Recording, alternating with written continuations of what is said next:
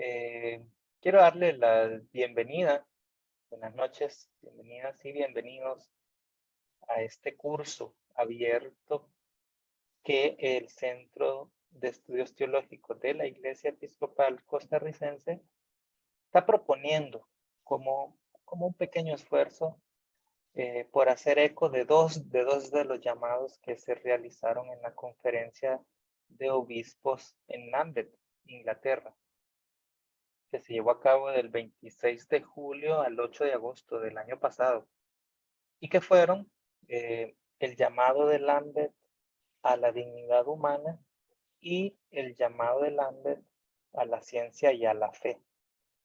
Temas amplios que buscan dialogar y promover la reflexión seria sobre las diversas áreas de la humanidad y que por consiguiente interesan a la Iglesia toda, donde las comunidades de fe buscan comprender para poder responder a las preguntas circunstanciales con la misma preocupación amorosa de Dios.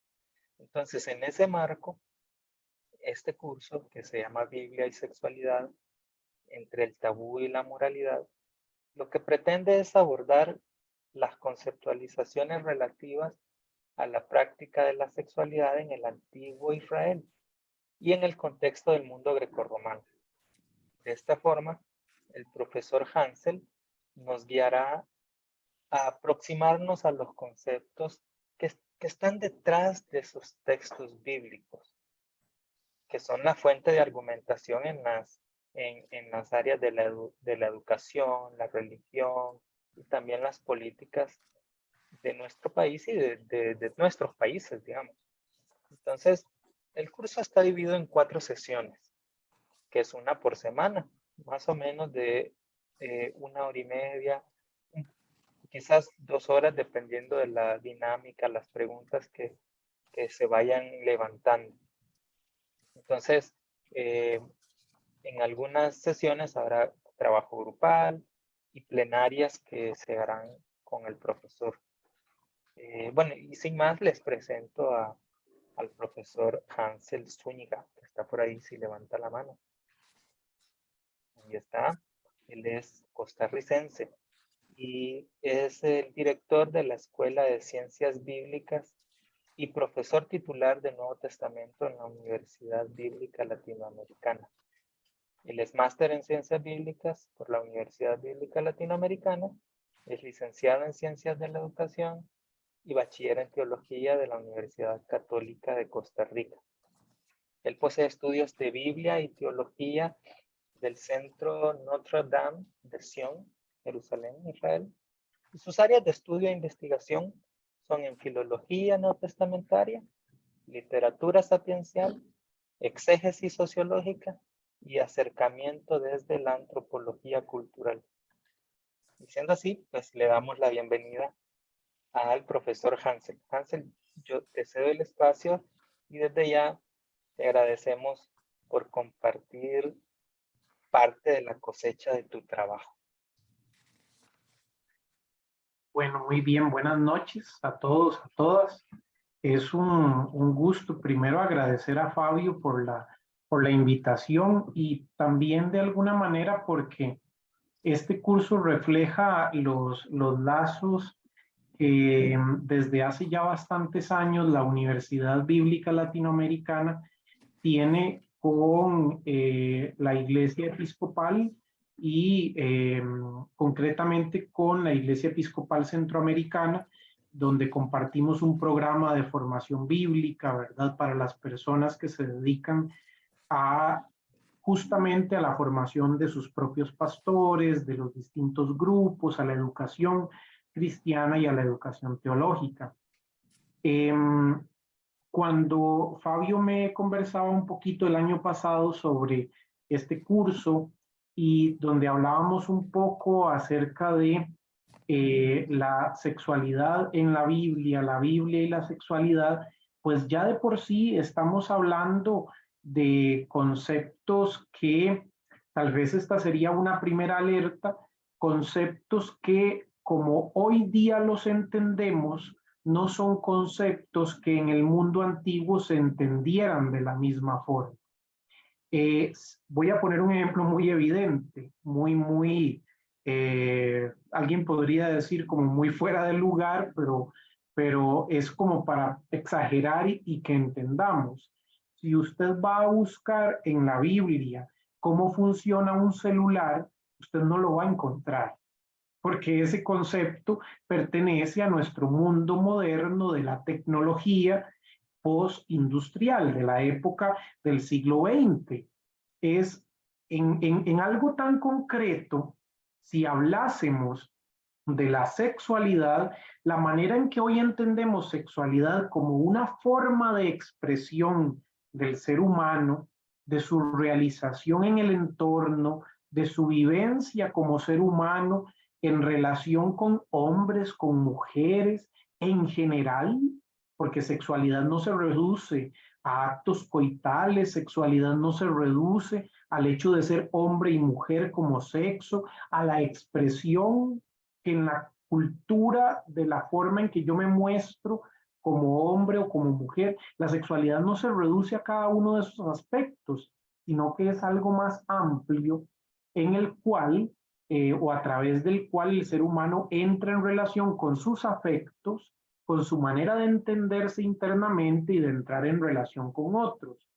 Ese concepto tan amplio, tan complejo, que es un concepto psicológico, no era comprendido en las sociedades antiguas. En el mundo antiguo existía, por supuesto, la vivencia de la sexualidad, de los afectos, de la manera de expresarse como hombre y mujer. Todo eso existía, eso es cierto.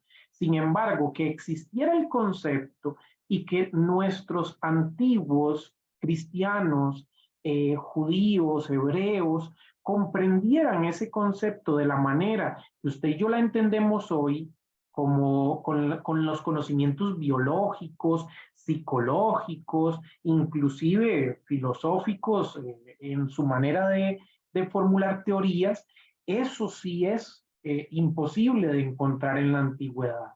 Este es uno de los primeros elementos que tenemos que tener en cuenta. Pero antes de pasar a la clase del día de hoy, quisiera primero agradecerles a todos y todas por la presencia. Veo que hay personas que están de México, de los Estados Unidos, de Costa Rica, por supuesto, de Guatemala y de distintas partes de no solamente la diócesis de Costa Rica o del programa centroamericano, sino que es mucho más amplio. Yo trabajo en la Universidad Bíblica y mi área de investigación es sobre todo el Nuevo Testamento, pero ahora Fabio leía y mencionaba algunas cosas de áreas de interés. Yo lo resumo de una manera muy sencilla. A mí me interesa mucho cómo las ciencias sociales nos ayudan a comprender el contexto en el cual se desarrolló o en el cual fue escrito el texto bíblico, el contexto cultural, social, humano, todas esas dimensiones me interesan muchísimo. Y la sexualidad como parte de la comprensión del mundo de las personas es una de las áreas. Y en el curso, en el programa que le envié a Fabio y que ustedes, si no lo tienen ya, él se los enviará, hay algunas lecturas que les voy a enviar como forma de ampliación para que ustedes puedan profundizar. En algún momento puede ser que en alguna de las clases utilicemos algún fragmento de alguna de las lecturas para hacer trabajo en grupos o demás y hacer una experiencia de un conocimiento compartido, de un conocimiento que vamos construyendo a partir de nuestras experiencias. El día de hoy la clase va a ser más expositiva, porque quiero como dejar puntualizados los aspectos que van a desarrollarse en las próximas 3 sesiones. Hoy vamos a comenzar con el mundo en el cual se rodea o en el cual nace la Biblia y un mundo más amplio. No solamente pensar en Israel como una magnitud geográfica, Israel-Palestina, sino pensar en el entorno alrededor, valga la redundancia, de Israel y Palestina.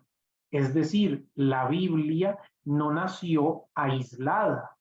La Biblia y nuestras percepciones o los escritos que tenemos hoy día y que son nuestras percepciones, nuestras lecturas hoy, no nacieron desvinculadas de los pueblos que las rodeaban. A veces, al leer el texto bíblico, tanto del Antiguo como del Nuevo Testamento, se nos mencionan pueblos, personajes, reyes, personas importantes de otros pueblos y que por la arqueología, por las fuentes de la historia, por otras referencias de otros libros que no están en la Biblia, los conocemos. Por ejemplo, un personaje que conocemos por el texto bíblico y fuera del texto bíblico. La persona que fuese procurador de Judea en el siglo I, Poncio Pilato. Tenemos referencias de él en los evangelios y tenemos referencias de él en la arqueología, en piedras encontradas en Cesarea Marítima y también en registros romanos. Entonces, tenemos referencias a personajes que nos menciona el texto bíblico dentro y fuera de la Biblia. ¿Ok?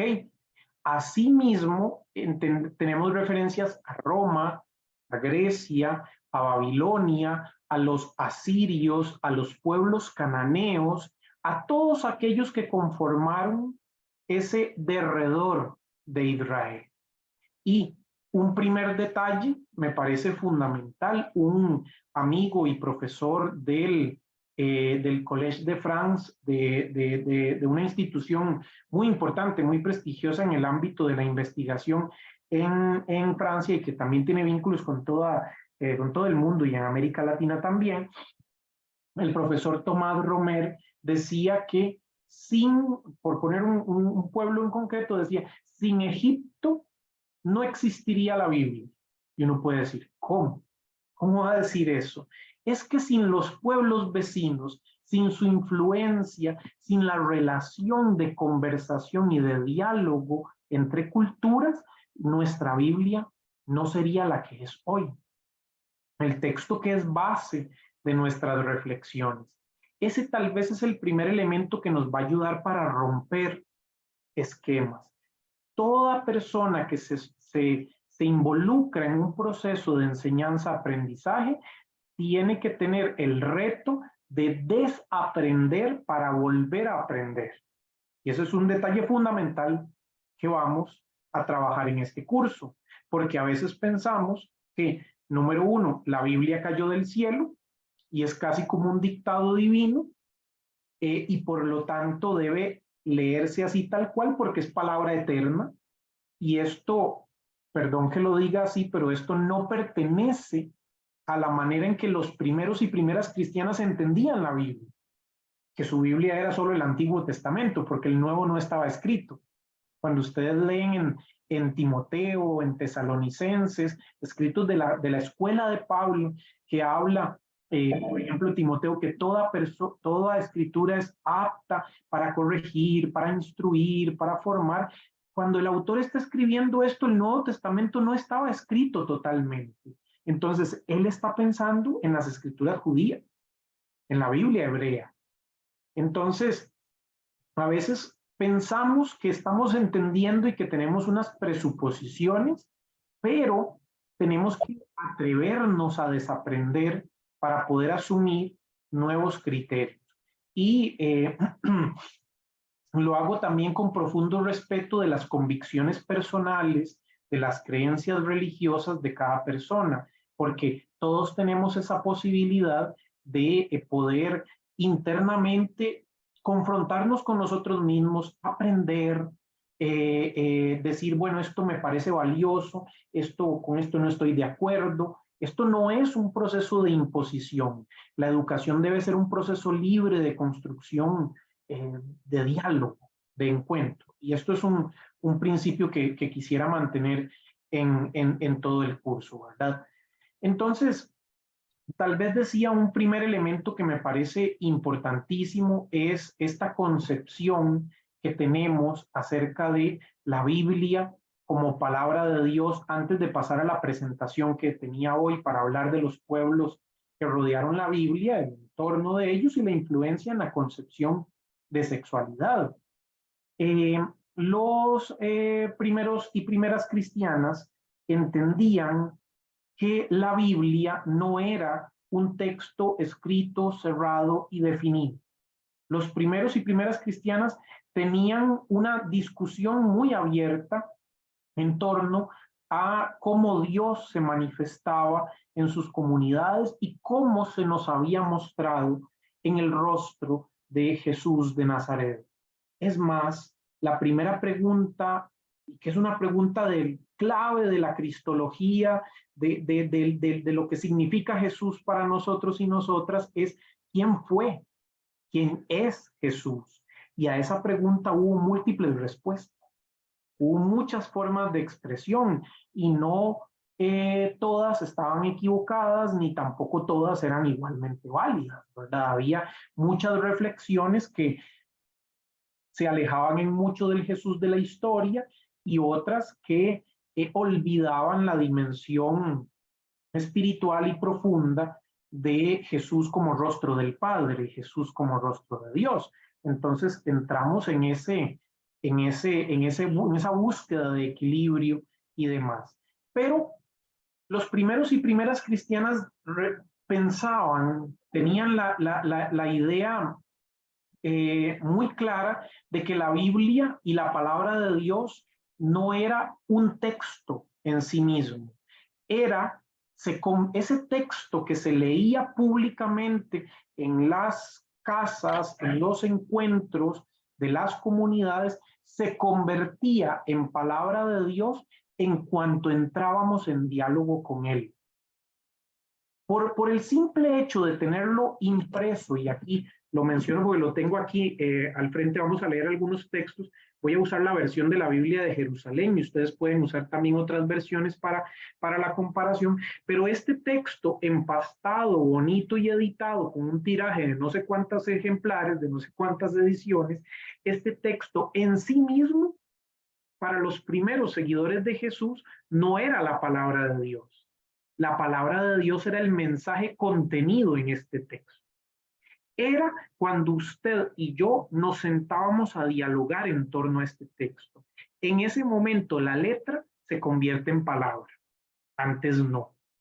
Entonces, en un contexto como el suyo y el mío, ustedes que son episcopales, yo que soy de tradición católico romana, aunque de romano no tengo nada, ¿verdad? Soy más centroamericano que otra cosa, pero para identificarnos así, en nuestra liturgia, el texto adquiere vida cuando le respondemos, cuando entramos en diálogo, cuando participamos activamente en la celebración, cuando la liturgia se convierte en vida y refleja la vida.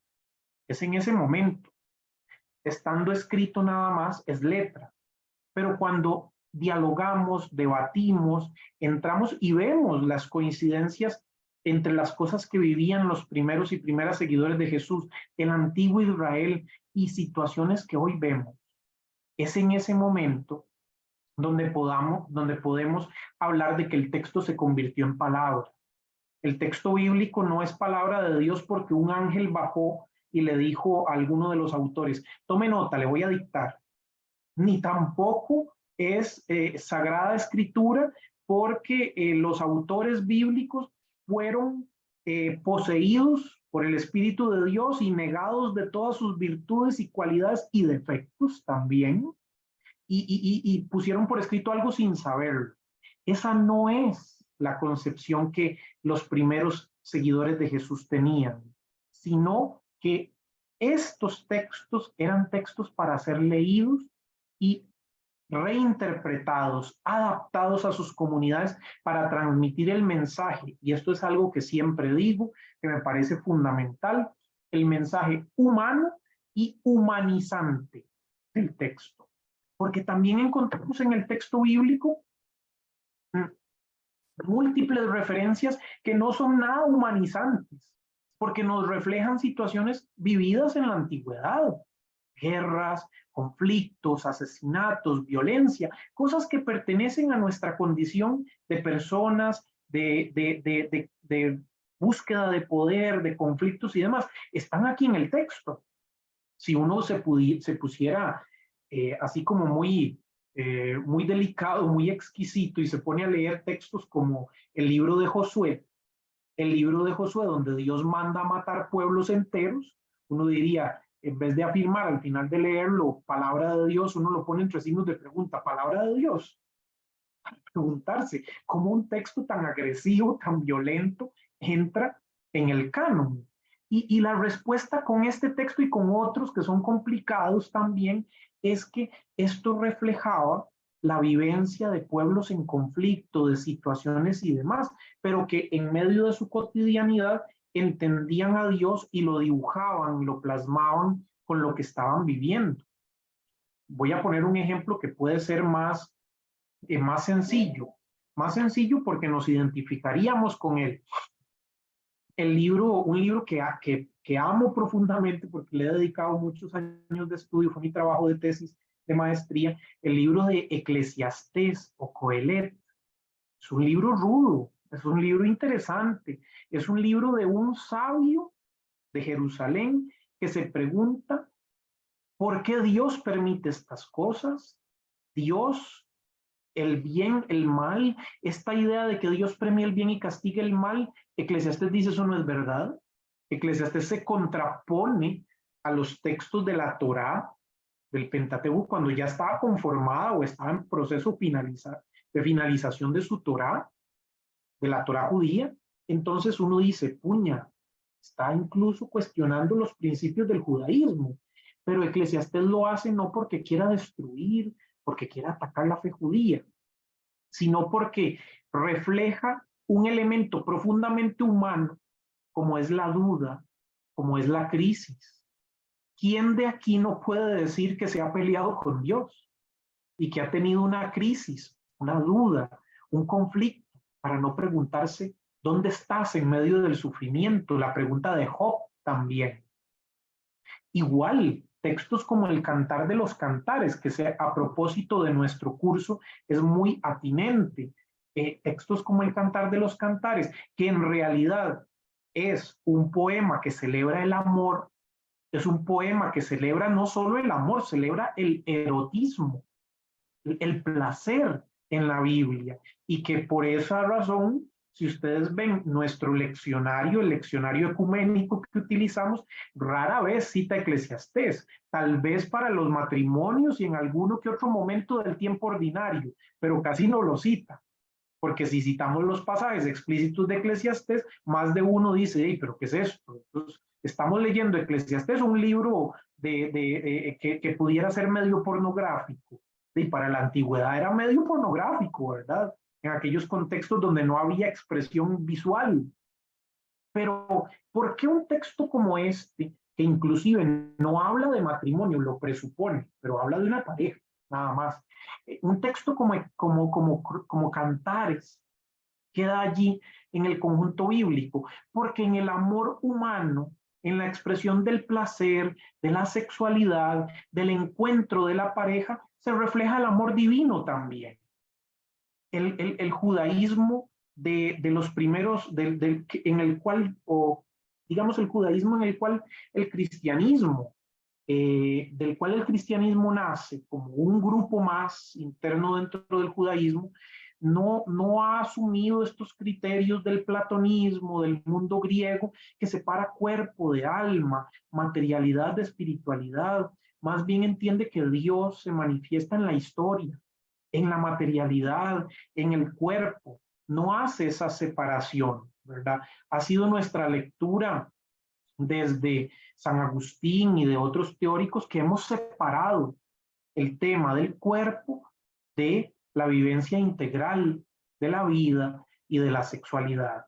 Entonces, este hecho de decir, bueno, la Biblia como tal es palabra de Dios porque se encarna en el diálogo que usted y yo hacemos en nuestras comunidades, en nuestro grupo de fe, eso es fundamental. no es la letra, no es la literalidad, no son y cuando digo letra me refiero también a las formas culturales, porque en la antigüedad se entendía la vivencia de la sexualidad y la pareja de una forma que hoy día no se entiende y que es distinta.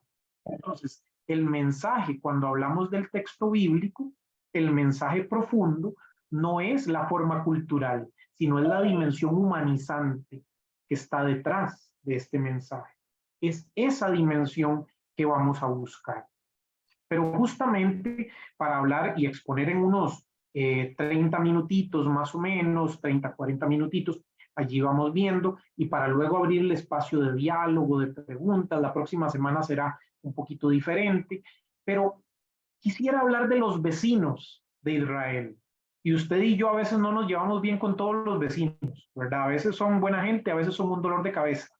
Entonces, Israel pasó por lo mismo, ¿verdad? Israel es un pueblo pequeñito y hasta el día de hoy quienes conocen el país de Israel, el Estado moderno de Israel, fundado en el 48, y todos sus antecedentes con Palestina y los conflictos que se han vivido allá, Israel es un país muy pequeño. Yo recientemente, el curso lo empezamos despuesito porque yo le pedí a Fabio, me invitaron a dar un curso en Israel, entonces recientemente vengo de por allá. Yo había estudiado hace 10 años y regresé 10 años después y les voy a ser muy honesto, nada cambió, todo es exactamente igual. Si yo me dirijo internamente en la ciudad de Jerusalén, hace 10 años, como lo hice ahora, yo no me perdía para nada. Primero porque es pequeñito y segundo porque esas ciudades que son tan históricas, tan antiguas, viven de su pasado y requieren mantener las cosas tal cual. Entonces, eso era interesantísimo. Sí, por supuesto, hay conflictos políticos, militares que se agravan en distintos momentos y demás. Pero al entender ese contexto, esa realidad tan diversa, tan plural, el simple hecho de que ustedes agarren un mapa que está en la parte de atrás de sus Biblias o en el medio, dependiendo de la edición, y ustedes vean el mapa amplio de lo que se llama el cercano Oriente, el Medio Oriente, y ustedes van a ver que Israel está en el centro, que es una salida del mar, que arriba está Siria y está Líbano, por los cuales tenemos que orar, y no solamente orar cuando se nos pida ayudar en medio de esta situación de este terremoto fatal, ¿verdad? Pueblos que no, como son tierras viejas, no están acostumbrados a que tiemble de la forma en que tembló. Entonces, no tienen los códigos que ustedes y yo en América Latina podemos tener. Pero situaciones como estas de contexto, que en el norte está Líbano, está Siria, más arriba Turquía, lo que era la sociedad macedonia en conjunto con el mundo griego, al sur de Israel está Egipto, al otro lado del Jordán, Jordania, y todos los pueblos más hacia allá, lo que es toda la zona de Mesopotamia y los imperios que se desarrollaron allí. Israel está en el medio. Israel es algo así como un pasadizo entre los imperios. Para poder llegar de Babilonia en Mesopotamia a Egipto, había que pasar por Israel. Había que transitar por esa zona. Para pasar de Egipto a Grecia, o tomábamos barco desde Alejandría o hacíamos un recorrido por Israel, Líbano y subíamos hacia Turquía. No había otra manera. Por eso Israel, al ser un pasadizo, un punto de encuentro y de contacto, nunca se desarrolló como una isla, sino que siempre asumió, permeó y también descartó cosas de cada uno de estos imperios. La Biblia nace en relación con los pueblos. Un amigo profesor de la Universidad Bíblica, José Enrique Ramírez, decía una frasecilla con la cual quiero empezar y ponerla en la presentación. El que sabe solo de Biblia no sabe nada de Biblia, porque hay que aprender del contexto y de los pueblos del entorno para poder entender todas estas situaciones en las que se desarrolla el texto bíblico. Vamos a leer así brevemente y luego al final ustedes van a comparar el cambio después de ver algunas de las diapositivas.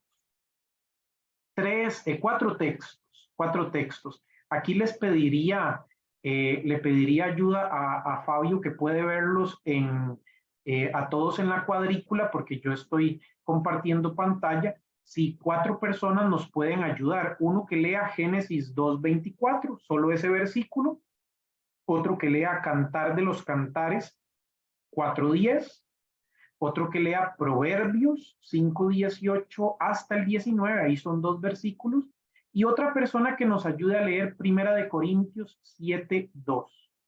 No sé quiénes nos pueden ayudar allí levantando la mano, y Fabio está dando la palabra.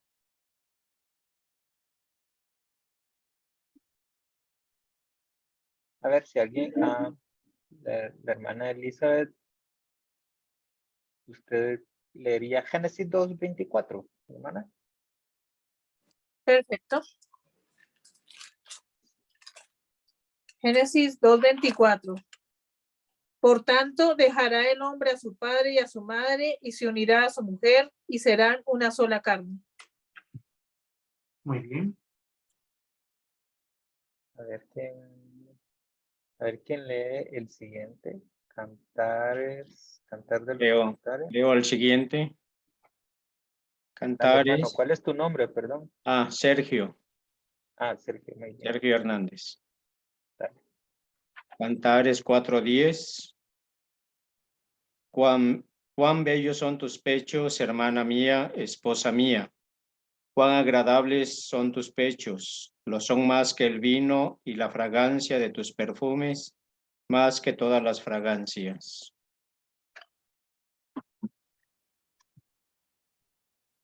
Gracias. Otra persona que quiera leer Proverbios 5:18, 19.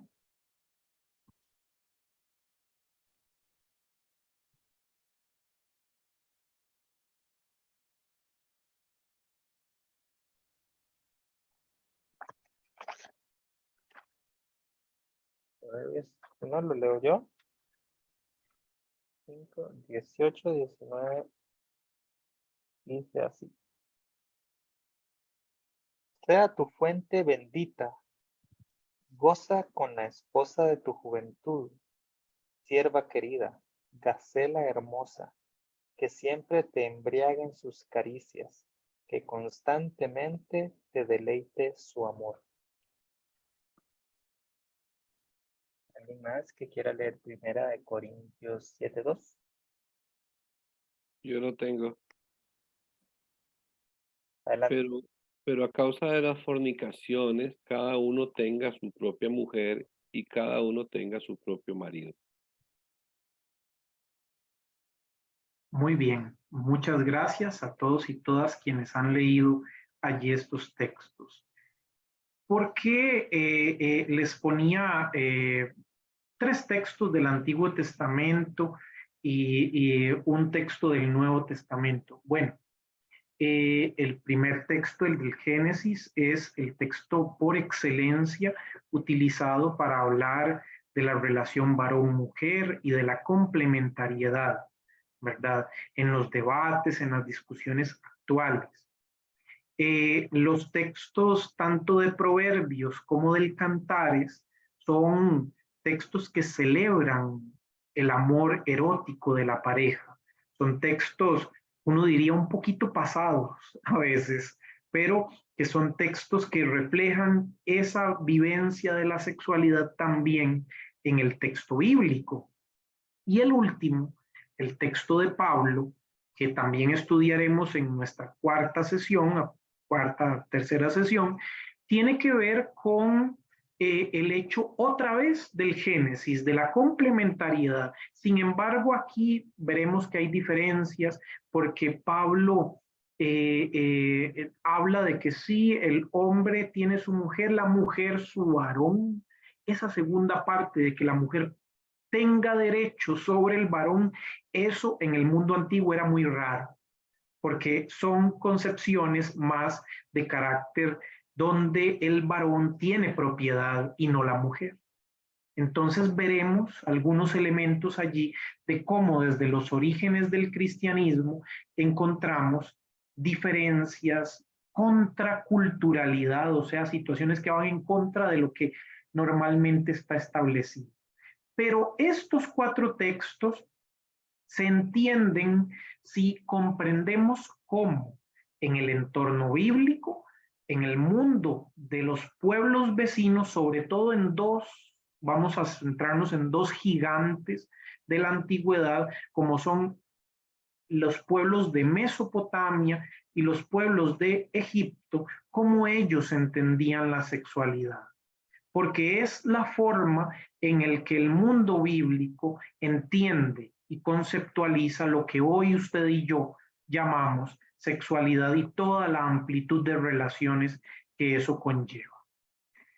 En el momento en el que el pueblo de Israel emerge en la historia, surge en la historia, más o menos hacia el año 2000 antes de Cristo, si nos ubicamos en la cronología bíblica que nos habla de Abraham, de Isaac y de Jacob, y ustedes pueden buscar en sus Biblias que hacen un intento de cronología y nos colocan al antepasado más antiguo de Israel como Abraham, personaje histórico, nos lo ubican hacia los años 2000, 1900, por allí. Algunas cronologías lo tiran más cercano. Sin embargo, desde esa época se habla de pueblos que posteriormente serán Israel y de grupos humanos que serán Israel. Hoy, en el estudio del Antiguo Testamento, hay un gran debate de si Abraham o Abraham es un personaje como tal o representaba un grupo de pueblos o demás. Esto es todo un debate desde hace muchísimo tiempo y es sobre todo ese debate por el simbolismo del nombre. Ustedes saben o tal vez han escuchado que la palabra Ab en hebreo es papá, padre. Jesús hablaba de Dios como Abba, como un diminutivo para hablar de papá o de papi, papito, ¿verdad? Como una expresión un tanto más cercana. Ab en hebreo es padre. Y cuando se da el cambio de Abram, que es el nombre, a Abraham, con una H y una A intercalada, en nuestro idioma casi que uno no nota la diferencia, pero en el hebreo sí que la hay. Abraham es el padre del pueblo y Abraham es el padre de todos los pueblos o de múltiples pueblos. Entonces, su nombre hace referencia a un antepasado que es un antepasado que reúne muchos grupos humanos. Por eso es que podemos hablar de que si no se llamaba Abraham, quién sabe cómo se llamaba, pero en todo caso había una persona, un antepasado común que fue la base sobre la cual empezó a fundarse el pueblo de Israel, el pueblo hebreo. Entonces, cuando el pueblo hebreo, el pueblo de Israel, emerge en la historia hace 4.000 años, ¿verdad? 2.000 años antes de Cristo, ya 2 grandes imperios del cercano Oriente Antiguo tenían otros 2.000 años de antigüedad. Es decir, cuando Israel nace, Israel es un chiquito a la par de 2 grandes, valga la redundancia, de 2 gigantes que tenían ya 2.000 años de historia. Los pueblos de Mesopotamia y los pueblos de Egipto. Cuando el rey David en los años 1000, años 900 y tanto, por primera vez edifica sus ciudades y su ciudad en Jerusalén, en ese momento ya habían en Egipto pirámides de 2.000 años de antigüedad, 3.000 años de antigüedad. O sea, voy a decirlo en un lenguaje muy tico, Israel es un carajillo, es un chiquito, es un huila a la par de estos grandes pueblos. Y es imposible imaginar que un pequeño grupo étnico como Israel no tenga influencia de estos gigantes. Pongo allí una representación de David versus Goliat, porque esa representación es prototipo de Israel. Israel es un pueblo pequeño que está en medio de gigantes, que está en medio de grandes imperios que influyen sobre él, que en algún momento lo esclavizan y que en otro momento pues quedan sin acción porque Israel también toma su libertad, se separa, se libera y forma su propia identidad. Los pueblos, como todos los pueblos del cercano Oriente Antiguo, los pueblos mesopotámicos, Egipto, luego Grecia, Roma, influirán en el texto bíblico y nos ayudarán a estudiarlos, nos van a ayudar a entender muchos textos que para el hombre y la mujer del día del siglo XXI pudieran ser incomprensibles. Por eso es que cuando surge la disciplina en el siglo XVII, XVIII, del estudio de Oriente, del orientalismo, eso fue extraordinario para el estudio de la Biblia, porque nos hizo ubicar al texto bíblico no como un ovni o como un platillo volador, sino como algo que tenía asidero en la historia, que estaba en relación con los otros pueblos. Y justamente vamos a hablar de estos dos pueblos hoy, de Mesopotamia y Egipto, en relación con la Biblia, porque nos va a ayudar a entender los modernos conceptos de sexualidad. Esa imagen, esa fotografía que ustedes ven allí, es una estatua, un pórtico que mide aproximadamente 3 metros y resto, casi 4 metros de alto, donde se muestra una deidad de Mesopotamia. Vean qué grande que es y tiene en su brazo sosteniendo un león. O sea, imagínense el tamaño que puede tener esa persona para dominar con esa tranquilidad y esa sonrisa que tiene a un león, ¿verdad? Entonces representa uno de estos dioses de Mesopotamia, los 3 grandes pueblos de Mesopotamia en orden histórico son los sumerios en un primer momento, luego los asirios y por último los babilonios. De estos dos últimos, de los babilonios y de los asirios, tenemos muchas referencias en la Biblia por las invasiones, por el exilio que vivieron en Babilonia, ¿verdad? Entonces tenemos mucha información y relación con ellos. Bueno, dios, semidios, algunos han dicho esta representación que esta estatua está en el Museo del Louvre en París, representaba a uno de estos grandes héroes legendarios que se llamó Gilgamesh, que es un relato famosísimo. Gilgamesh era como el libro con el cual en las cortes se enseñaba a leer y a escribir a las personas. Gilgamesh era, yo no sé en otros países de América Latina, pero en Costa Rica y en muchas partes de Centroamérica, en aquellos hace 20, 30, no, tal vez más, 40, 50 años, se enseñaba a los niños a leer y escribir con un esquema muy patriarcal, muy machista, con un librito que se llamaba Paco y Lola, ¿verdad?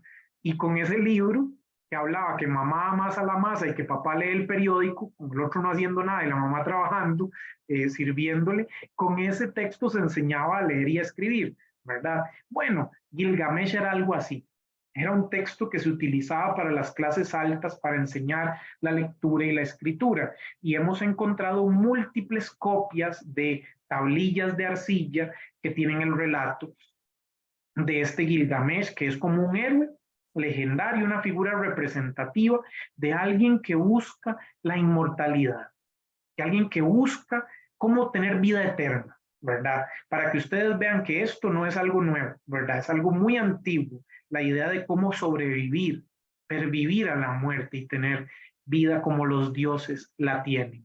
Pero bueno, entonces, ¿por qué pongo esta imagen? Bueno, porque nos representa estos elementos de cómo una deidad o un ser superior es controlador de la creación, es maestro de todo. Si ustedes leen el libro de Job, el Dios mostrado allí, el Dios de la tormenta, domina sobre las criaturas. En el Génesis controla las bestias, tiene poder sobre ellas, controla los vientos que mueven el océano, tiene todas estas dimensiones y son elementos que eran comunes para representar y hablar de los dioses en la antigüedad?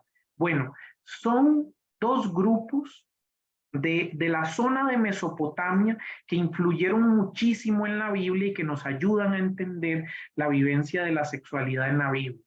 Los sumerios, como les decía en primer momento, que inventaron la escritura, por cierto, y luego los acadios. De ellos hay poquitas referencias, pero son importantes. ¿Por qué son importantes y por qué es importante hablar de ellos hoy?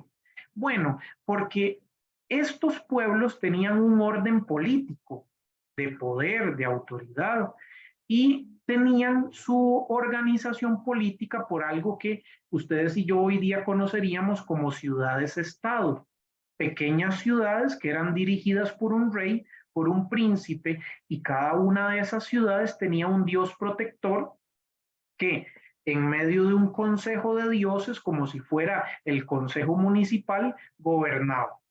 Y este dios tenía una esposa, una consorte, ¿verdad?, que administraba el mundo. Todos estos pequeños pueblos eran así. Y bueno, en algún momento el Dios de Israel, en algunos textos bíblicos como los Salmos, ustedes ven que habla de que Dios se sienta en el trono y delante de él están los demás dioses para juzgar. Bueno, es porque era la imagen, la idea que se tenía de estos pueblos y se le aplicaba también al Dios de Israel. Paréntesis, yo sé que esto es algo muy complicado de asimilar y que no es algo que vamos a estudiar de golpe, pero la idea de la creencia en un único Dios no surgió de golpe tampoco, fue un proceso que llevó muchos siglos para pasar del politeísmo al monoteísmo se dio un caminar de mucho tiempo. Eso sí, Israel fue el primero que lo hizo de una manera exitosa, ¿verdad? Y que terminó depurando esta idea de monoteísmo, de la cual el 70% de la humanidad hoy es heredera en el cristianismo, el judaísmo y el islam, ¿verdad? Entonces tenemos allí un elemento común que nace en estos pueblos que van poco a poco evolucionando allí en esta idea del politeísmo al monoteísmo. Pero estos pueblos tenían esa concepción de política, alguien que gobernaba en medio de un consejo. ¿Y por qué tenían esta imagen? Porque era lo que vivían cotidianamente. También habían algunas personas que gobernaban y los pueblos, los pequeños ciudades-estado gobernaban un rey y un príncipe, ¿verdad? Entonces, estos dioses que eran representados gozaban de enorme devoción. Hoy día eso de alguna forma sigue existiendo, ya no como dioses, al menos no en la concepción explícita, ¿verdad? Pero el hecho de que en todas nuestras ciudades en América Latina nos dirijamos a distintos pueblos y que cada uno de estos pueblos tenga una fiesta patronal y un patrón o una matrona, porque decimos, bueno, es que es la fiesta de San Pablo, es la fiesta de San Rafael, es la fiesta de San Juan Bautista, y cada pueblo tiene un patrón al cual se le rinde devoción, culto y demás. Es algo muy similar, solo que ya en un esquema del catolicismo que ha asumido el monoteísmo, ¿verdad? Obviamente. Pero esta cuestión de protectores y de que incluso una persona le tenga devoción a un santo o a otro, es de alguna manera algo similar en la práctica a lo que esto existía antes. Entonces, habían grandes dioses en este mundo mesopotámico que tenían mucha devoción, como Anu, Enlil, Enki y otros más. Tal vez nombres que son mencionados en la Biblia son Marduk, el gran dios de Babilonia, ¿verdad? Otros dioses como Asur, Baal, en el caso de los pueblos cananeos, ¿verdad? Son reflexionados y mencionados. El, que es un nombre de un dios cananeo, que incluso servirá de nombre para Elohim, que es la palabra Dios en hebreo, ¿verdad? Entonces se servirá y tenemos contacto con todos estos pueblos. Esta diversidad de divinidades nos ayudan a entender cómo ellos entendían la política y el poder y cómo la Biblia la entiende también. ¿Por qué? Bueno, porque en la mentalidad de todos estos pueblos, y es la mentalidad que recorre la Biblia, el Antiguo Testamento mayoritariamente, el universo está estructurado según las funciones que cada persona, o en el caso de los pueblos antiguos, cada dios tiene, imitando las clases sociales. Si una persona es rey, sacerdote o soldado, ocupan puestos diferentes en el mundo. Y transgredir, si usted es rey o es sacerdote y se, entre comillas, se rebaja a hacer lo que hace un soldado, usted está actuando en contra del orden de los dioses y en contra de la creación. Transgredir las funciones de su categoría puede tener graves consecuencias. El rey no se debe comportar como un obrero, la esposa no debe comportarse como un esposo, ni el hombre como una mujer, porque existían roles en la sociedad determinados por los puestos que económica o políticamente las personas ocupaban. Esto tiene muchísima relación con la vivencia de la sexualidad, porque el hecho de que una persona se comportara de una forma que no era esperada socialmente hacía que esto fuera tachado de algo irregular. El mundo de los dioses de estos pueblos de Mesopotamia fundamentalmente, así como el de los humanos, está constituido según esa misma jerarquía. Son sociedades piramidales, jerárquicas, y las mismas relaciones que se daban entre los dioses o eran representadas entre los dioses era porque se daban entre las personas, entre los pueblos. Es un reflejo de la sociedad de los humanos hacia los dioses y así se dibujaba cómo se entendía el mundo de las divinidades. En este sentido, el mundo es muy inestable porque esos dioses, así como ustedes y como yo, seres humanos mortales, tenemos nuestros aciertos y nuestros desaciertos. A veces cometemos cosas maravillosas y a veces metemos las patas, ¿verdad? Entonces, esos dioses también en el mundo mesopotámico y en Egipto hacían lo mismo. Entonces, ellos consideraban que las cosas eran muy inestables, que había que darles culto para que ellos estuvieran contentos. Y esto también aplica en el mundo bíblico. Pues, ¿cuántas personas no nos han preguntado en nuestras iglesias, pastor, profesor, pastora, por qué razón Dios se enoja? ¿Por qué Dios es tan violento en algunos textos? ¿Por qué Dios actúa como que si fuera, como que no supiera? Y es porque los relatos bíblicos están basándose en los relatos de estos dioses también. Están entrando en relación con la cultura y con estos pueblos, y con el paso del tiempo estos relatos y estas visiones antropomórficas, es decir, de humanizadas de Dios, van a ir siendo depuradas, van a ir siendo entendidas de otra forma y van a ir poco a poco allí creciendo, ¿verdad? Y transformándose. Pero uno no puede extraer la Biblia de su mundo cultural. Entonces, por eso que los dioses se comporten como humanos y que Dios se enoje, que Dios actúe de una manera irascible, eso es algo posible, ¿verdad? Y lo vemos en los textos bíblicos. Según la mitología de estos pueblos, y cuando hablo de mitología no me refiero a mentiras, porque la gente asocia mito con mentira, estoy pensando mito como una forma de narración, como una forma literaria de expresar cómo dioses y seres humanos interactúan, ¿verdad? Los hombres, los seres humanos, han sido creados como esclavos de los dioses.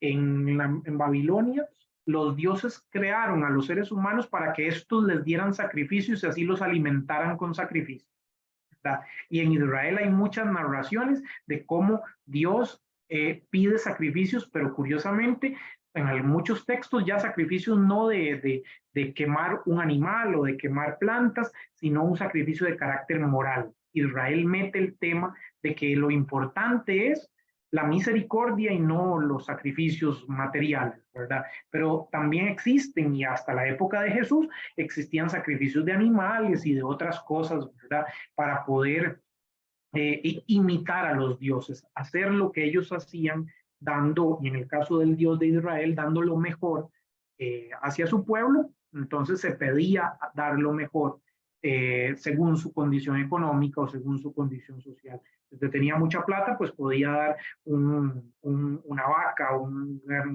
ganado vacuno. Si usted era una persona humilde, pues una tórtola, ¿verdad? Una cosita pequeña, pero la idea era dar lo mejor porque Dios había dado lo mejor. El concepto de sacrificio en la antigüedad no era como usted y yo lo vemos en las películas hoy, que hay que sacrificar o echar a alguien a un volcán para que Dios no se enoje o los dioses no se molesten. Esa no era la idea del sacrificio en el antiguo Israel. La idea del sacrificio era imitar a Dios, es decir, hacer lo mismo que él hacía de la mejor forma. Entonces son conceptos muy distintos que estaban allí. Pero en estos pueblos todo esto existía. Y cuando se refieren a los temas de la sexualidad, los dioses, la asociación de los dioses con los astros, con los planetas, con los signos zodiacales, porque esto es muy antiguo, esto no es ni de brujería ni nada de eso. Ustedes recorren, por ejemplo, sinagogas del siglo I, siglo II, vestigios de ellas que están en Israel hoy, y se ve las representaciones de los 12 signos del zodiaco, no porque ellos predijeran el horóscopo ni nada por el estilo, sino porque como esto era una influencia de Persia, de Babilonia, entonces entendían que los meses eran representados por estrellas. Entonces, esta cuestión de guiarse por las estrellas, así como el relato de los magos de Oriente en Mateo 2, está muy presente en el mundo bíblico también. El asunto es, y lo que Israel condena de estas prácticas, no es el hecho de que uno pueda leer la naturaleza y leer la creación, sino el hecho de que usted convierta la naturaleza y la creación en dioses. Ese sería el problema. Ahí empezaría la idolatría, ¿verdad? Entonces, en la antigua Mesopotamia, la asociación de los dioses con los astros refleja que la vida cotidiana está claramente implicada con el culto y la política. El rol que cada quien tiene en la sociedad está definido y como les decía, toda transgresión, cualquier cosa que alguien se comportara como lo que no era, entre comillas, ¿verdad? Como lo que no debería ser en aquella sociedad, puede ser fatal.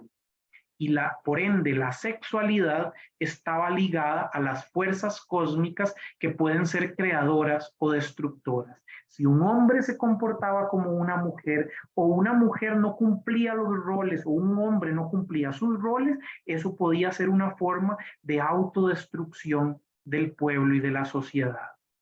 Esta contradicción pareciera, esta ambivalencia es encarnada por una diosa que aparece en la Biblia también cuestionada y demás, pero era una diosa importante en la antigua Mesopotamia, la diosa Istar. Y ustedes la ven allí en la imagencita, en la representación. Una diosa que era muy ambigua, porque era una guerrera. En algunas imágenes era representada con barba para representar su masculinidad, siendo una diosa, ¿verdad? Era una mujer independiente, que a pesar de que representaba la fecundidad, nunca quedaba embarazada, no era madre nunca, ¿verdad? Estaba lejana de la maternidad. Inclusive era una diosa entregada al amor libre y a los placeres sin definiciones de género. La diosa Istar tenía sacerdotes o sacerdotisas que se llamaban Asinú, Urgarú, que no cumplían los requisitos porque los asinú se disfrazaban de hombres siendo mujeres y las mujeres, los Ugarú se disfrazaban de mujeres siendo hombres, ¿verdad? Entonces, la cuestión la inversión de representaciones sociales ya existía en la antigüedad y existía, por lo tanto, también algo que ustedes han escuchado alguna vez, como la famosa prostitución sagrada en los templos y que existía en otros pueblos también. Entonces, esta diosa Istar no es que era una diosa de la lujuria y del desorden y demás, sino que representaba el hecho de que el ser humano se podía construir por sí mismo, definirse en muchos de sus criterios. Y alguien podría decir, pero ¿cómo podían Si acabamos de decir que si un hombre se comporta como mujer y una mujer se comporta como orden podía ser algo fatal, era porque las definiciones de lo que es ser hombre y ser mujer no son las mismas que usted y yo tenemos hoy. Es porque el hecho de ser hombre y la masculinidad se reflejaba a través de la imposición del poder y de la verticalidad. Y la mujer se reflejaba, o la feminidad se reflejaba a través de la pasividad y del hecho de ser sometida a muchas situaciones. Aquí tenemos los orígenes del patriarcado, de los conceptos patriarcales que muchas veces siguen persistiendo hasta el día de hoy. Entonces, la diosa Istar reflejaba que no importa que un hombre tuviese alguna otra relación con otro hombre, digamos, porque mientras que fuera una cuestión violenta y agresiva o de imposición, todo perfecto porque cumplía su rol como hombre, ¿verdad? Y en el caso de la mujer, mientras que mantuviese su dimensión de persona sumisa y demás, entonces cumplía con su rol. Esto eran cosas que estaban en el ambiente y que también muchas veces en los textos bíblicos vemos presentes.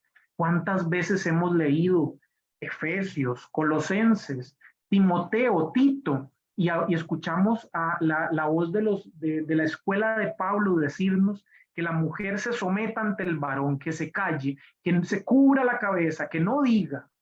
Está reflejando estos mismos esquemas que en Mesopotamia existían, ¿verdad? Pero, y aquí viene el detalle, hubo otros que no estuvieron de acuerdo, entre ellos el mismo Jesús de Nazaret, al cual usted y yo seguimos, ¿verdad? Que se comportaba como un hombre, no muy hombre realmente, porque Jesús tocaba a todo mundo. Jesús entraba en contacto con enfermos, con lisiados, tenía mujeres en su grupo de seguidores, tenía comportamientos de cercanía, de abrazos, de besos a los niños, a las personas desposeídas. Jesús no cumplía los requisitos de lo que era un macho varón, un hombre, ¿verdad? Jesús más bien reflejaba la ternura, cercanía, y esto hacía que se invirtieran los papeles. Entonces, quiero decir con esto, todo esto de Mesopotamia, que existía un esquema general que en la Biblia se comparte acerca del poder, de la estructura social y de la misma sexualidad como una forma de vivencia piramidal, estructurada, de imposición de uno sobre la otra. Entonces, para los mesopotámicos, la sexualidad es comprendida como el acto creador de vida por excelencia, pero también siempre con una cuestión de sumisión y de encuentro.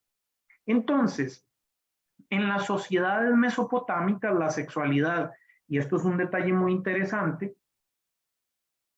a pesar de todo esto del patriarcado que decimos, bueno, en Mesopotamia la sexualidad no era vista como un tabú ni como un pecado, tampoco era evaluada, o al menos como lo vemos en la diosa Istar, una persona no era evaluada por si tenía hijos o no tenía hijos, por la perpetuación de la especie, cosa que sí es muy importante en Israel, porque los hijos son vistos como una bendición. Pero aquí hay elementos donde se nos muestra que en Mesopotamia la idea de la sexualidad era una forma también de reproducir el esquema social de dominación y de poder, cosas que en algunos textos bíblicos están presentes y, como les digo, en el caso de Jesús, incluso en el mismo Pablo, en algunos textos se ve superado estos esquemas como tal.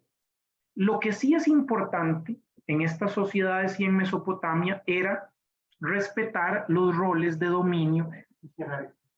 Voy a leer un fragmentito de un texto mesopotámico. Esta idea de dominador, dominado era lo más importante, y que en muchos textos que se utilizan para hablar de la Biblia, que se utilizan para, valga la redundancia, para usar la Biblia como a veces como un manual de moral, cuando no debería serlo, ¿verdad? Está esta idea de control, de dominio, eso sigue existiendo en muchos textos. Les voy a leer un fragmento, vamos a ver, de un texto escrito más o menos hacia el 3000 antes de Cristo y que se reflejará en la Biblia. El texto es un oráculo babilónico, más bien años 500, 600 antes de Cristo, hace 2600 años aproximadamente, corrijo allí la fecha. El texto dice, amor de un hombre por una mujer es signo de Libra, dice el texto, hablando de los signos del zodiaco que ellos creían de los astros. Amor de una mujer por un hombre es signo de Piscis. Amor de un hombre por un hombre es signo de Escorpión. Para que una mujer venga a hacer el amor es signo de Aries, dice el texto. Pero si ustedes ven relación del amor de un hombre por una mujer, de una mujer por un hombre, de un hombre por un hombre, curiosamente de una mujer por una mujer no hay por el tema del patriarcado, de que de la falta de plenitud, ¿verdad? Que se entendía en el mundo griego y demás, y donde la mujer era excluida, ¿verdad? Pero la idea es que se mantenga el dominio y el dominado, el dominador y el dominado según su lugar en el cosmos, y estos tratados, estos textos astrológicos, asiriológicos, están allí. Luego les voy a mencionar algunos libritos en español si a alguien le interesa, porque esto es apasionante. El estudio del mundo antiguo, ¿verdad? Y de estos pueblos es muy, muy interesante. Pero el texto bíblico se alimenta de muchos de estos elementos y es lo que les decía ante la pregunta. Estos textos que reflejan eso son palabra de Dios. Estos reflejos son reflejos culturales de aquel mundo. No son la dimensión humana y humanizante que es la palabra de Dios, a la cual usted y yo hacemos referencia hoy. Entonces, el detalle está en poder distinguir esas cosas. Y por supuesto, demanda mucha dedicación, demanda el hecho de que realmente, o tal vez inclusive ni siquiera demanda que una persona sea especialista en estos temas, no es eso, es el hecho de que realmente coloquemos al ser humano, a la persona como centro. Y allí encontramos esa humanidad de la que Jesús de Nazaret nos habló. Y podemos también encontrar textos en el Antiguo Testamento que nos hablan de esto, así como otros que reflejan otra vez estos elementos culturales. El segundo pueblo, que me parece fundamental y maravilloso también, sé que para muchos también nos parecerá un pueblo apasionante, extraordinario, como es Egipto. En Egipto los dioses no tenían interacciones humanas, como era en Mesopotamia también, pero los dioses en Egipto tenían una dimensión un tanto más eterna, más sagrada en algunas de sus dimensiones. El panteón, es decir, el grupo de dioses egipcio, es gobernado por una asamblea de dioses, así como los mesopotámicos, que en este caso no eran tres, como en el caso de los mesopotámicos, o el dios con su consorte, con su esposa, sino eran 9. Era una enéada, donde uno preside a los otros según el santuario en el cual se coloque por los pueblos.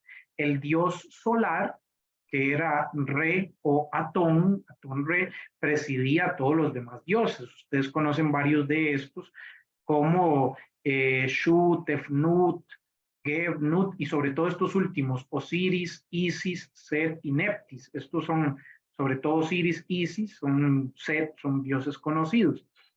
Pero en todo caso, con ese montón de divinidades y demás, ellos representaban cosas de su vida cotidiana, de su realidad. Y a partir de la construcción, de cómo entendían que estaba construido el universo, los egipcios decían, hay un orden cósmico a lo largo de la historia que hay que seguir. Y ese orden se percibe todos los días desde que sale el sol hasta que se acuesta, porque todo está cronometrado y ordenado. Estos cánticos hermosos de los salmos donde se alaba a Dios por la creación, por la luz, por la eternidad, también existen en Egipto y siglos antes que alaban a los dioses por este orden y demás. La idea de sabiduría que está muy presente en el Antiguo Testamento, en hebreo la palabra sabiduría se dice Jokmah, en el antiguo egipcio era representado por una diosa que ustedes ven allí en esa imagen y que tiene una pluma recta. Esa diosa se llamaba Maat y ella representaba el orden del cosmos, la armonía, la justicia y la verdad. De alguna manera, Maat representa la sabiduría. Y por esa razón ustedes en el libro de Proverbios, cuando leen el capítulo 4, 5, hasta el 9, se habla de que la sabiduría de Dios es la que crea el mundo y que la sabiduría juega delante de Dios y en el trono. Es porque hay influencia de estas ideas de Maat en el libro de Proverbios, ¿verdad? De esta forma en el que el Dios de Israel actúa, representada a través de una figura femenina, que es la diosa Maat. Entonces, a pesar de que muchos de estos textos tan patriarcales, existen rostros femeninos de Dios en la Biblia y muy presentes, ¿verdad? Y muy importantes, que también pues, es una labor nuestra recuperar allí. Este principio de Maat, de la armonía, de la justicia y de la verdad, en la mentalidad egipcia era importante porque el seguir el orden según la posición social, otra vez, igual que los mesopotámicos, la posición social que usted tenía, eso era seguir el orden de la creación. Y por esta razón, el Génesis habla del orden de la creación y luego los textos del Antiguo y del Nuevo Testamento hablan del seguir el orden de la creación. Pero es su concepción de orden bajo una mentalidad piramidal de estructuras de dominador-dominado, que como les digo, no todos los textos bíblicos las tienen porque otros más bien cuestionan esto, pero la mayoría están ubicados en este concepto de orden y de una cuestión más vertical del orden.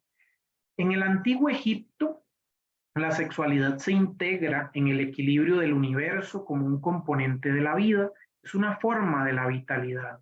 No existe una diosa como Istar, que es una diosa de la sexualidad y la vivencia libre en el mundo egipcio. Todas las diosas tienen el rol de madres y de esposas, pero aún así, el símbolo de la fecundidad, el símbolo fálico de la fecundidad, está presente en todos los dioses de Egipto, sobre todo en dos dioses que se llaman Min y Osiris, porque siempre están representados, o ellos más bien representan el río Nilo, que atraviesa todo Egipto y que alimenta, que da vida a todo el conjunto. En el antiguo Egipto, si el Nilo, naciendo desde las montañas en el Alto Egipto, tenía un caudal bajo durante ese año, durante el invierno, el resto de Egipto sabía que ese año va a ser, digámoslo en palabras del Génesis, del libro, del relato de José, va a ser un año de vacas flacas. Y si el río tiene mucha agua, durante ese invierno va a ser un año de vacas gordas. Eran tan inteligentes, tan brillantes, es asombroso que usted va a las partes más al sur de Egipto, donde nace el Nilo, y habían mediciones, escalas, todavía hasta el día de hoy existen, del nivel del río, para determinar qué se podía sembrar y qué no, ¿verdad? Qué era necesario y qué no lo era, porque entendían el Nilo como fecundidad, como vida, ¿verdad? Entonces, estos dioses, Osiris y Min, representaban esa fertilidad, esa fecundación, el hecho de tener la semilla que se siembra en la tierra, ¿verdad? Que era una idea muy antigua y que algunas personas todavía utilizan hoy, está en estas representaciones. Y aunque la sexualidad sea vista en Egipto como algo privado, porque no había ese criterio de que yo me meto en la vida de otra persona y entonces hago un juicio de esa persona, en Egipto se respetaba muy abiertamente, no había una condena hacia la vivencia de alguien que estaba casado o que no estaba casado o que tenía una práctica homoerótica o que tenía una práctica heterosexual, como fuera. En Egipto eso no era un elemento importante.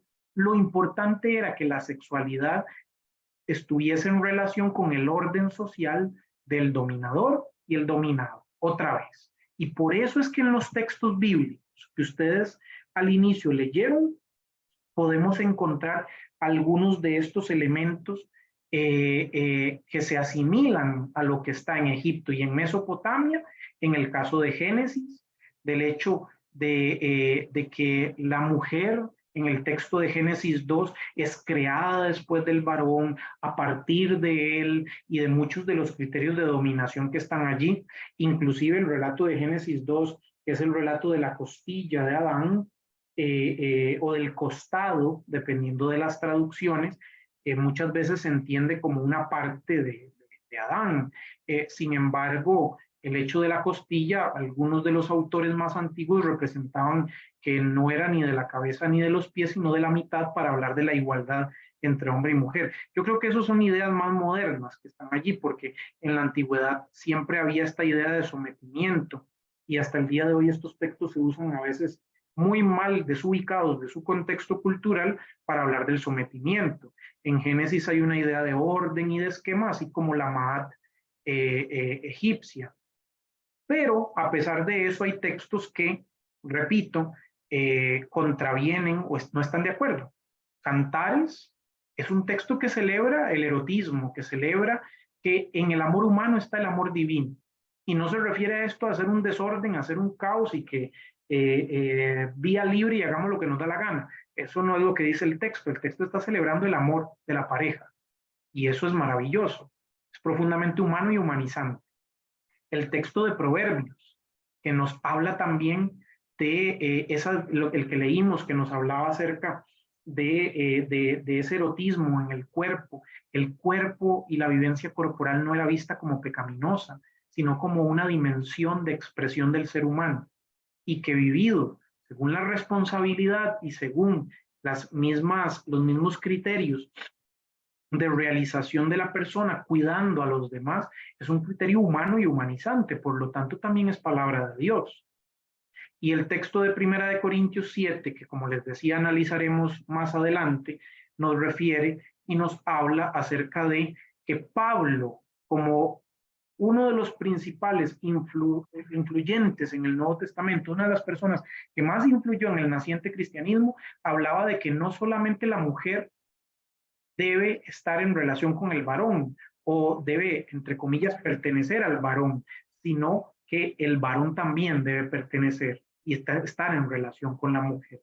Pablo está pensando en un mundo totalmente vertical e impositivo, como lo veremos luego cuando hablemos de Roma y del Imperio Romano en los textos del Nuevo Testamento. Pablo está pensando en una cuestión más de igualdad, está pensando en un elemento de equidad que es raro en su mundo, que es extraño. Entonces aquí ya vemos esa dimensión otra vez humana y humanizante de la palabra de Dios. Es muy importante entonces que todas estas dimensiones las podamos destacar para que en las próximas sesiones del curso, en los textos bíblicos, veamos, bueno, el texto bíblico está ubicado en este mundo y responde a estas situaciones, pero ¿cuál es el mensaje? ¿Cuál es el contenido que humaniza aquí en el que encontraremos esa palabra de Dios? Es lo que vamos a ir viendo poco a poco, distinguiendo cultura, profundidad, humanidad y en la vivencia de la sexualidad como acto creador de Dios que genera vida también para todos los seres humanos y que forma parte de ese plan de Dios para la humanidad. Pero bueno, no quisiera cansarlos más en este ratito. He hablado yo creo que más de lo que me había propuesto. Siempre me entretengo cuando hablo de más cosas, pero me gustaría escucharles sus preguntas, sus dudas, sus comentarios. Cualquier cosa, Fabio, me ayuda si ve que alguien levanta la mano o alguna cosa así, porque somos bastantes, ya nos hemos sumado 19 y algunos que se sumaron después. La clase está siendo grabada también.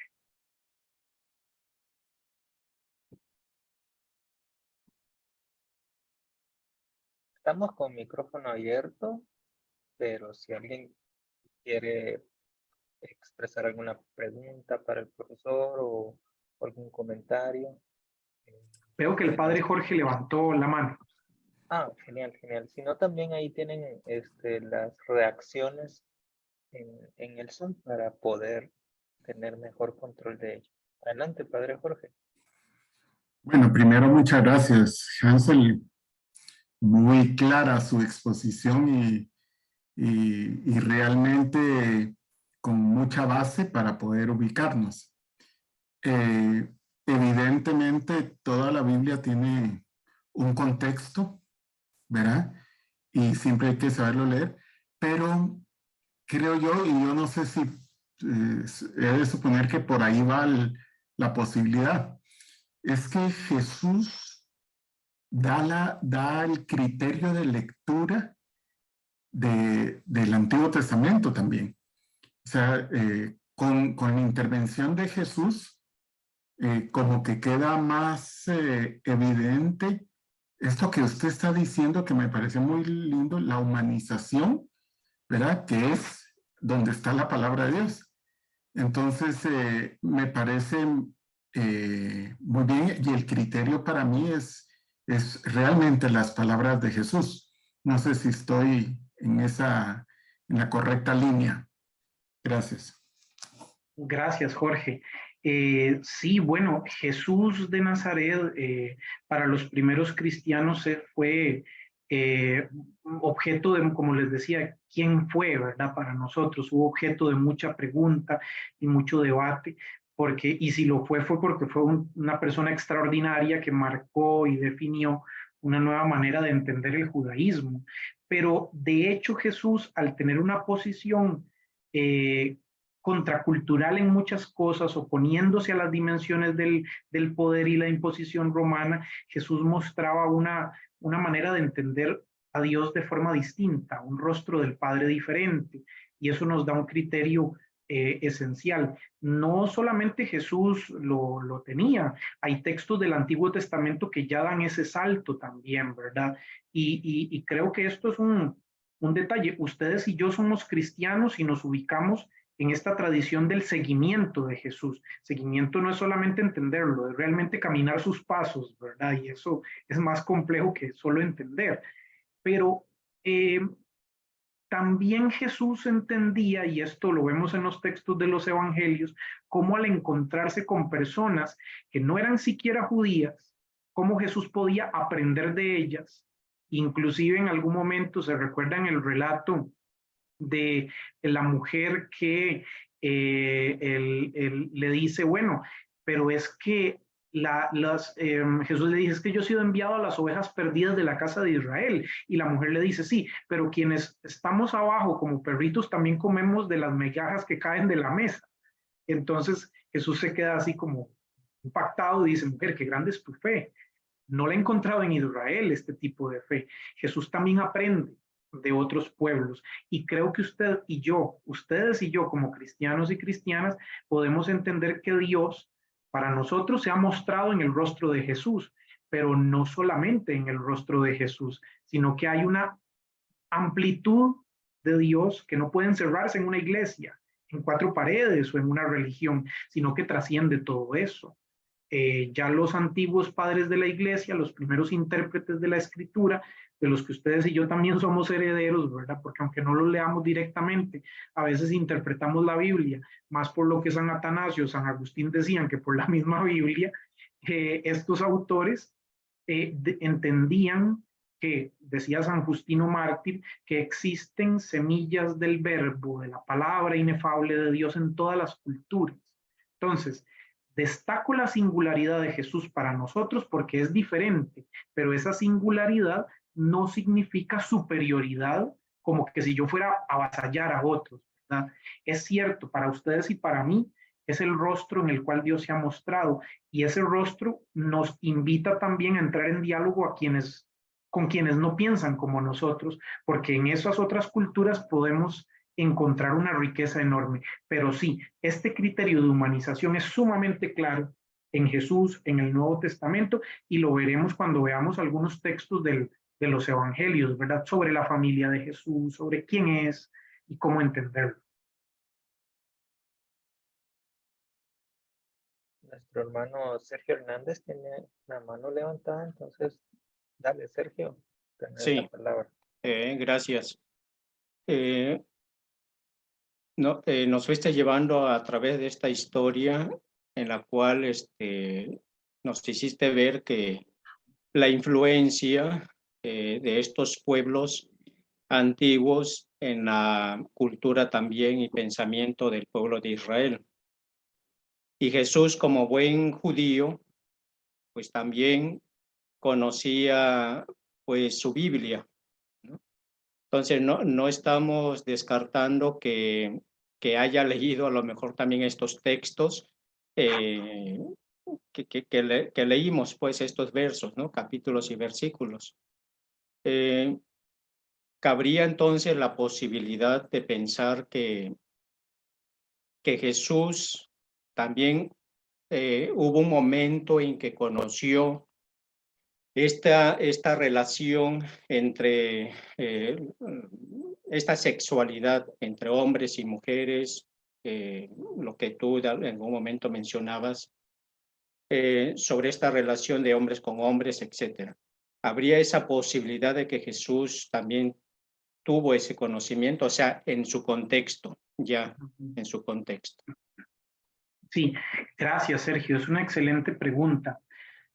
Sin duda, Jesús al entrar primero ubicar a Jesús de Nazaret, lo que hiciste fue excelente porque lo ubicaste con algo que nos ha tocado, nos ha costado siglos de entender, que Jesús fue un judío y es su movimiento el que luego con el paso del tiempo sus seguidores por distintos motivos, entre ellos el mesianismo y otros más, terminan separándose del judaísmo rabínico.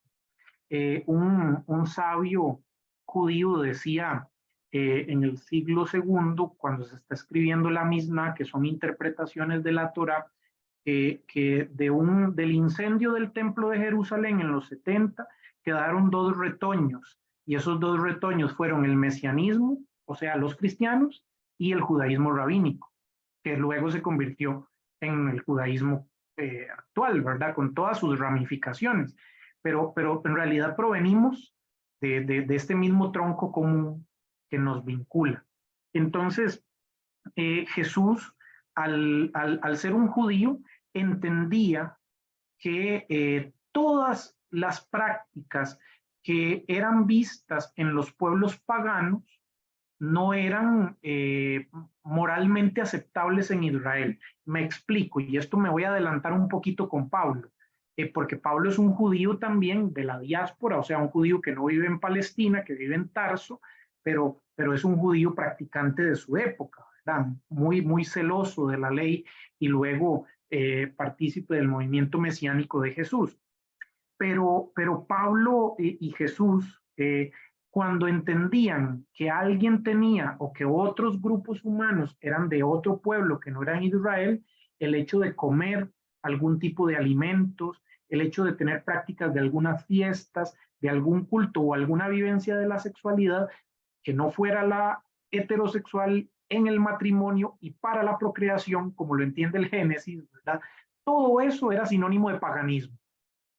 No era porque cuando Pablo habla en Romanos, en Primera de Corintios, habla en contra de las relaciones entre varones o entre mujeres, que son mencionadas muy rara vez, pero son sobreentendidas.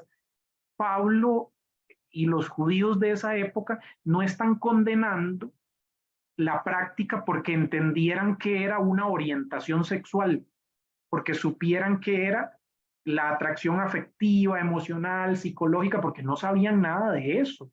Esos son descubrimientos de la psicología y de la biología contemporáneas. Ellos condenaban esas prácticas porque hacer eso era sinónimo de tener actos de culto pagano. Y por esa razón, cuando usted lee Romanos 1, se menciona ese texto en relación con el culto a los ídolos, el hecho de adorar a otros dioses y demás. Y uno dice que tiene que ver una cosa con la otra. Lo que tiene que ver es que Pablo no está condenando la homosexualidad como tal. Pablo lo que está condenando es las prácticas paganas que se ven reflejadas y que para él, como judío, entendía que todo pagano tenía esas prácticas. Era como una caricatura, porque no era cierto, no todo pagano tenía esas prácticas, pero para él así era. Jesús, como judío de su época, también posiblemente tenía y como se ve en los textos, eso de que yo he sido enviado a las ovejas de la casa de Israel y no a los paganos. Jesús no había hecho una intención clara de tener una apertura hacia el mundo pagano. Pero aquí está lo interesante. Jesús no cerró esa posibilidad. Y como les decía en el texto, Jesús cuando se encuentra con paganos en los evangelios, más bien aprende de los paganos. Y empieza a dialogar con ellos. En los textos de los evangelios no existe una sola referencia a que Jesús haga una condena a una práctica pagana de este tipo o determinada. Es más, existen textos tan interesantes como el que está en los sinópticos, en las distintas tradiciones, de cuando Jesús cura al criado del centurión, que la palabra es paidos. Paidos es muchacho o niño, ¿verdad? Ahí viene paidagogein, pedagogía, y que paidos también podría representar a uno de los criados del centurión o incluso hasta su pareja. No lo sabemos. O sea, yo no lo estoy afirmando. Lo que estoy diciendo es que esa palabra en el mundo griego también se entendía como eso. ¿Y qué hace Jesús? El centurión mismo dice, yo no soy digno de que vayas a mi casa. Y Jesús le dice, no importa, es que eso no es importante, queda sano. Su fe es lo que a mí me importa. Jesús trasciende esos esquemas, incluso a veces hasta más que Pablo, ¿verdad? Que sí se adecua al concepto de la creación en el Génesis. Entonces, no tenemos textos explícitos que nos hablen del tema. En la sesión 4 vamos a hablar de textos problemáticos como estos de homosexualidad o demás, pero lo que sí tenemos es que para Jesús lo primero es la vida humana y ese restablecimiento de esa condición de ser humano como ser digno. Y eso está clarísimo en los textos de los evangelios. Sí, solo un comentario. Sí. Veía yo también una clase con el padre Ariel Álvarez Valdés, no sé si lo conozcas. Claro, claro. Hablaba sobre Jesús. Bueno, la pregunta que se presentaba de esta manera: Jesús curó a un homosexual, y con eso iniciaba la clase, hablando lo que ya tú decías del paidos, ¿no? Y lo desglosaba de tal manera que como que deja entrever que realmente había esa relación, ¿no? Y que Jesús no, o sea, no se escandalizó como muchos de nosotros a veces nos escandalizamos, ¿no? Ante situaciones que catalogamos, ¿no? O etiquetamos. Y creo que todo esto va partiendo desde lo que es la humanidad de Jesús, ¿verdad? Más allá de lo que suelen vernos físicamente en nuestros ojos, considero, ¿verdad?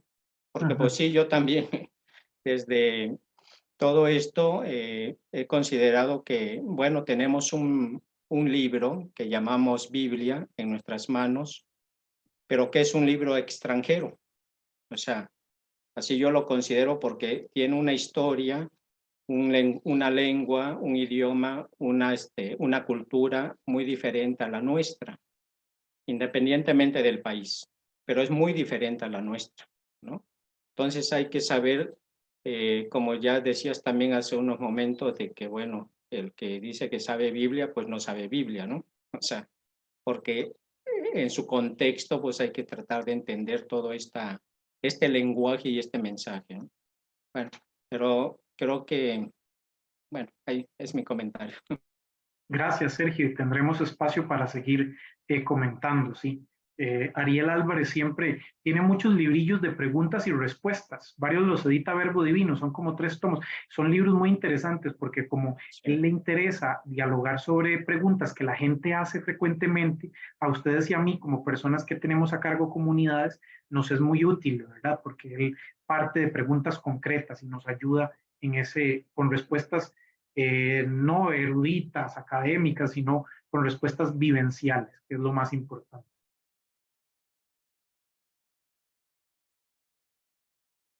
Tenemos espacio para una participación más.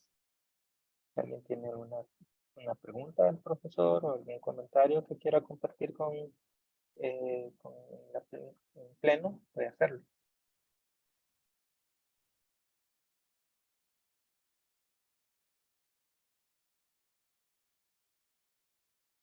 Bueno, si no hay alguien más, entonces, profesor Hansel, te agradecemos muchísimo por esta primera sesión, ¿verdad? Nos dejas nos dejas con el contexto, ¿verdad? Que nos va a servir de marco de referencia para abordar los siguientes temas que vienen. Yo haré llegar el sílabo, ¿verdad? Que vos me dejaste. Y te voy a enviar ahorita las lecturas también para si las personas quieren profundizar un poquito. Perdón, te atravesé el caballo, pero hago un comentario. Mencioné, hay un librito que es se llama, a los que les gusta la cuestión del cercano Oriente Antiguo, se llama La iconografía del Antiguo Oriente y el Antiguo Testamento, del profesor Otmar Killing. Es de la editorial Trota. Este libro es maravilloso porque agarra los salmos, agarra los textos del Antiguo Testamento y nos muestra cómo en imágenes ya encontramos referencias a los textos bíblicos. Por ejemplo, voy a abrir una página aquí al azar, y ustedes ven allí un grafiti de Asiria, de cómo invadían una ciudad, y al ladito nos va a poner algún texto bíblico y nos va a explicar cómo la Biblia se relacionaba con estos pueblos y cómo lo entendía. Este tipo de estudios han sido maravillosos porque nos amplían para entender el mundo donde se escribió la Biblia. Y son ese tipo de textos que hacen que la investigación surja. Y gran parte de lo que hablé hoy está también en el libro de Tomás Romer y Luis Bonjour, que se llama La homosexualidad en el Antiguo Oriente Próximo y la Biblia. Ese libro es de la Universidad Bíblica Latinoamericana y la lectura yo se las voy a enviar en PDF para que ustedes, si alguien quiere profundizar, lo pueda hacer. Muy bien, excelente, súper bueno. Perdón, aquí Miguel de Guate tiene una pregunta. Le damos el chance para aprovecharlo. Gracias. Bien, gracias, Central, por la introducción bastante amena. Y a mí me quedó bastante interesante, ¿no? Y sobre todo la pregunta, tal vez, aunque no, quizás más adelante se pueda conocer o hablar o conversar en cuanto al contexto nuestro latinoamericano. Por ejemplo, para nosotros los indígenas, hablamos a la tierra como la madre tierra, ¿no? La Pachamama, de repente algún otro. O, por ejemplo, a Cotalcuata, Junajpuch, Balanqué, todos estos también, si en algún momento, digamos, en el transcurso de este recorrido, se puede abordar, digamos, esta sabiduría también de nuestros pueblos en Abya Yala. Gracias, Miguel. Ese aporte que haces es fundamental. Yo, como me lo pedían hablar un poco del mundo bíblico y demás, recuperaba muchas tradiciones del contexto bíblico, ¿verdad? De Asiria, de Babilonia y de todos estos pueblos. Pero esta relación de búsqueda, yo diría que en América Latina, más que hablar de equilibrio y verticalidad como en estos pueblos, se habla más bien de una cuestión integradora de dimensiones, más de relaciones comunitarias, y que esto sí encontramos relaciones con las comunidades cristianas, con los grupos que buscan y demás, que no entienden una cuestión solamente institucionalizada de poder, sino que entienden que ustedes y yo formamos parte de una comunidad y de una casa y que hay relaciones abiertas en esa casa. Entonces, en algún momento cuando hablaremos de sexualidad, mencionaremos algunas referencias de nuestro contexto en América Latina y gracias que lo mencionas para enriquecer con algunos de los elementos de nuestros pueblos de nuestra América.